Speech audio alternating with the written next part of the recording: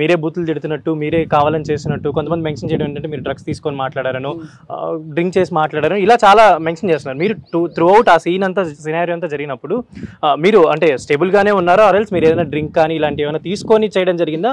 ఆర్ఎల్స్ ఎవ్రీథింగ్ మీ మైండ్ కంట్రోల్లోనే జరిగిందా ఇష్యూ అంతా? నేను వేడి నీళ్ళు తాగానండి. అది కూడా లోకల్. నేను వాటర్ బాటిల్ కూడా ఆర్డర్ చేయకుండా వాళ్ళు ఇచ్చిన వేడి నీళ్ళు ఇన్ హౌస్ వాటరే తాగాను.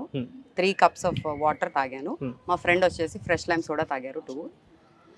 ఇవన్నీ పక్కన పెడితే వేడి నీళ్ళకి ఇంత కిక్ ఎక్కుతుందంటే అందరూ please start shift from alcohol to వేడి నీళ్ళు అని చెప్తాను నేను.